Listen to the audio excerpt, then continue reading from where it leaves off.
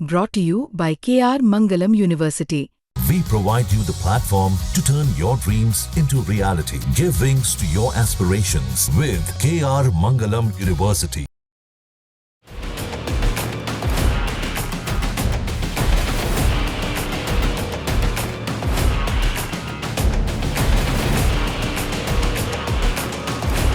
आज हम बात करने जा रहे हैं उस हमले की जिसने सिर्फ रूस ही नहीं पूरी दुनिया को हिला दिया है।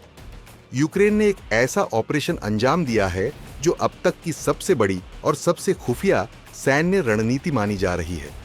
कोड नेम था स्पाइडर वेब और इस ऑपरेशन में रूस के 4 बड़े एयरबेस, 117 ड्रोन और 41 भारी बॉम्बर्स का नाम आया है।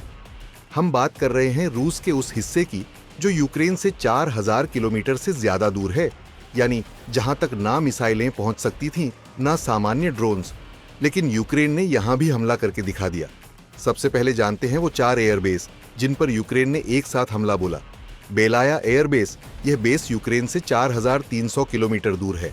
यहां रूस के Tu-22M3 और Tu-95 जैसे लॉन्ग रेंज बॉम्बर्स तैनात रहते हैं। ओलेनिया एयरबेस, आर्कटिक रीजन में बसा यह बेस स्ट्रैटेजिक बॉम्बिंग और नॉर्वेजियन एयरस्पेस के लिए अहम है। डियागिलेव एयरबेस, मॉस्को के करीब स्थित यह बेस पुतिन प्रशासन की वायु शक्ति का बड़ा सेंटर है। इवानोवो एयरबेस, ट्रांसपोर्ट विमानों और रणनीतिक अभियानों के लिए अहम केंद्र। इन चारों बेसों को टारगेट करने के लिए यूक्रेन ने तैयार किया एक ऐसा मिशन जिसकी प्लानिंग 1.5 साल तक चली। चलिए जानते हैं ऑपरेशन स्पाइडरवेब क्या था। दरअसल इस हमले की प्लानिंग SBU यानी यूक्रेन की घरेलू खुफिया एजेंसी ने की थी और इसकी मॉनिटरिंग खुद राष्ट्रपति वोलोदिमीर जेलेंस्की और SBU प्रमुख वासिल मलियुक कर रहे थे। इस मिशन का तरीका क्या था? दरअसल यूक्रेनी एजेंटों ने FPV ड्रोन तैयार किए। इन ड्रोन को विस्फोटकों से लैस किया गया। उन्हें लकड़ी के मोबाइल शेड्स में छिपाया गया। ये शेड्स ट्रकों में लाद कर रूस के अंदर भेजे गए। जैसे ही सही वक्त आया, शेड्स की छतें रिमोट कंट्रोल से खोली गईं और 117 ड्रोन एक साथ उड़कर रनवे पर खड़े रूसी बॉम्बर्स को निशाना बनाने लगे। ये दृश्य किसी हॉलीवुड थ्रिलर जैसा लगता है, लेकिन ये है 21वीं सदी की असली युद्ध रणनीति। चलिए जानते हैं रूस को कितना नुकसान। दरअसल यूक्रेनी मीडिया, खासकर द कायव इंडिपेंडेंट ने दावा किया है कि इस हमले में रूस के 41 बमवर्षक विमान तबाह हो गए। इनमें शामिल हैं Tu-95 बेयर जो लॉन्ग रेंज स्ट्रैटेजिक बॉम्बर है, Tu-22M3 जो सुपरसोनिक मीडियम रेंज बॉम्बर है और A-50IW जो कि एयरबोर्न अर्ली वार्निंग सिस्टम है। एक अकेले Tu-22M3 की कीमत 30 से 40 मिलियन डॉलर होती है।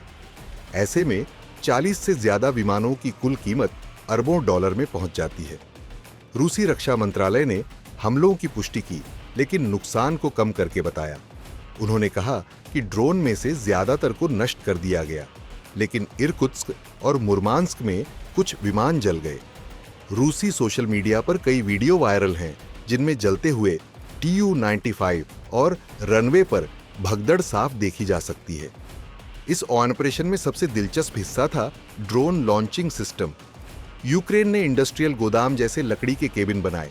इनकी छतें रिमोट से खुलती थीं और अंदर रखे ड्रोन एक साथ उड़ सकते थे। इससे हुआ ये कि रूस को हमले की भनक तक नहीं लगी, क्योंकि कोई मिसाइल या रडार डिटेक्टेड लॉन्च नहीं हुआ। यूक्रेन ने इस ऑपरेशन की शुरुआत 1.5 साल पहले की थी। मतलब जब रूस यूक्रेनी शहरों पर मिसाइलों की बारिश कर रहा था, तब यूक्रेनी एजेंट चुपचाप रूस के अंदर शेड तैनात कर रहे थे। चलिए जानते हैं कौन थे ये एजेंट। रिपोर्ट्स के मुताबिक यह सब यूक्रेन के भीतर मौजूद साइबर और जासूसी यूनिट्स ने प्लान किया। जिन ट्रकों से ड्रोन पहुंचे, उनके ड्राइवरों से अब रूस में पूछताछ की जा रही है। इस हमले ने सिर्फ रूस को ही नहीं, बल्कि भारत जैसे देशों को भी चौंका दिया है। अब सवाल उठ रहा है कि क्या यह भविष्य के युद्धों का नया चेहरा है? जब कुछ $100 के ड्रोन अरबों डॉलर की संपत्ति तबाह कर सकते हैं, तो रक्षा बजट का फोकस अब कहां होगा? क्या भारत को भी अपनी रणनीति में बदलाव करना पड़ेगा? दरअसल ये साफ है कि 21वीं सदी का वॉरफेयर नए मोड में होगा। सटीकता, लागत प्रभावी हमला, लंबी दूरी पर हमला, ह्यूमन कैजुअल्टी कम।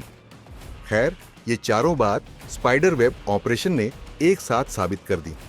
यूक्रेन का यह हमला सैन्य इतिहास में 1 मील का पत्थर माना जाएगा। 4000 किलोमीटर की दूरी, 117 ड्रोन, 4 एयरबेस और अरबों डॉलर का नुकसान। ये वो हमला है जिसे रूस चाहकर भी छिपा नहीं सकता, और ये वो उदाहरण है जिसे दुनिया अनदेखा नहीं कर सकती। पुतिन की सेना अब सिर्फ बॉर्डर पर नहीं, अपने घर के अंदर भी असुरक्षित है।